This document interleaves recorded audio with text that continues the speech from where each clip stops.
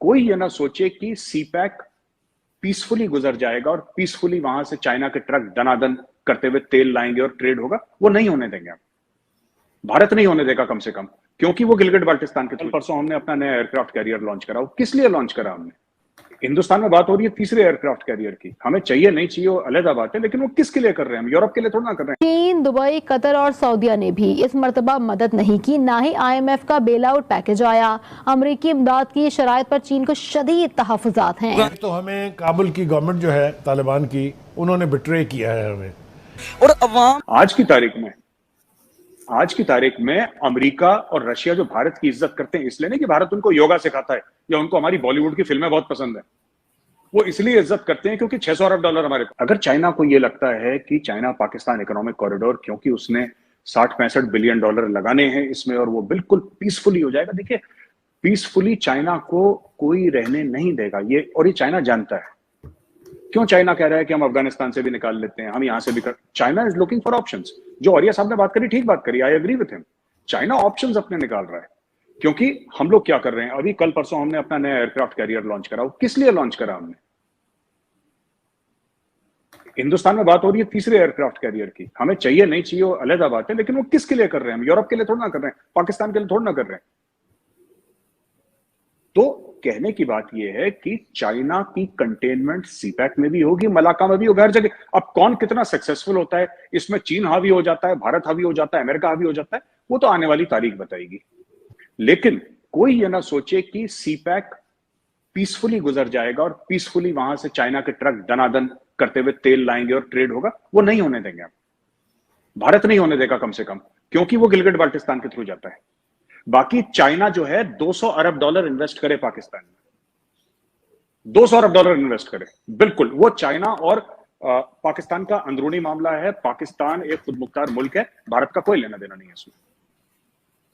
लेकिन वो जो मैंने 1994 का हवाला दिया था, जो हमारे पार्लियामेंट का, जो भारत मानता है कि गिलगिट बाल्टिस्तान और पाकिस्तान ऑक्यूपाइड कश्मीर भारत की टेरिटरी है, वहां से चीन आएगा तो चीन को इसके रिपरकशंस होंगे। और जितना सीपैक है ना, उससे दुगनी ट्रेड भारत के साथ चीन करता है, भारत के साथ हर साल हमारी 125 अरब की ट्रेड है।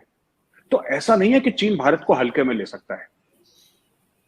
तीसरी बात, जो औरिया साहब ने बोला ना कि अमेरिका यही चाहता है कि लोग खरीदें हथियार, जाहिर सी बात है, अच्छे हथियार हैं, लोग खरीदेंगे, और क्यों ना खरीदें, मतलब ठीक बात है। हम भी बेच रहे हैं, हमारा भी तेजस जहाज है जो लोग खरीद रहे हैं, हम भी हथियार बेच रहे हैं। ऐसी बात नहीं सिर्फ अमेरिका बेच रहा है, चाइना भी बेच रहा है, रशिया भी बेच रहा है, अब इंडिया भी लग गया, इंडिया भी बेच रहा है। कहने की बात यह है कि फॉरेन पॉलिसी इंडिपेंडेंट होनी चाहिए किसी भी मुल्क की।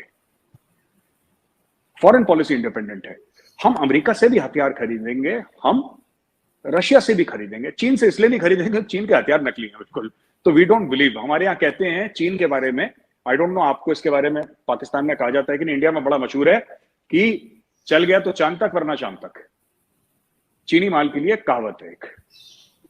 तो वी डोंट ट्रस्ट, और चाइना हमें बेचेगा भी नहीं हथियार, ना हमें चाइना से चाहिए, क्योंकि चाइना से अच्छे अच्छे हथियार वेस्ट से मिल रहे हैं, राफेल ये सब मिल रहा है आपको, यूरोफाइटर मिल रहा है आपको, ग्रिपन के हैं, ये सब एयरक्राफ्ट है। तो we don't need China, but yes, China के साथ हमारी ट्रेड है।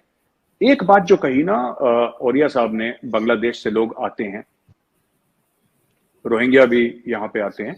1971 की जंग हुई थी, उसके कई वजूहात थे, उसमें से एक रीजन ये भी था, हमारी जो प्राइम मिनिस्टर थी इंदिरा गांधी, उनकी स्पीच है, बीबीसी को इंटरव्यू दिया है, वो आप यूट्यूब में जाके चेक कर सकते हैं।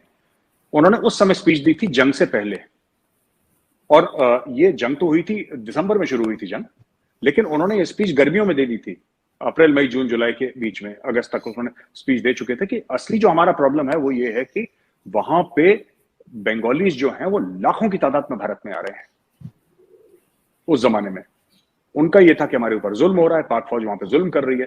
फिर वही बात होमोदुर कमीशन रिपोर्ट, जिसके कुछ कुछ अंश मिलते हैं, बाकी तो हमने कभी नहीं पढ़ी होमोदुर कमीशन रिपोर्ट, हमने नाम सुना है उसका, but I have not personally read it, तो मैं कह नहीं सकता। मुझे लगता है कि डीक्लासिफाई अभी तक नहीं हुई है, इतना मुझे पता है उसके बारे में कि डीक्लासिफाई नहीं हुई है। अच्छा, ये जो बात इन्होंने कही ना कि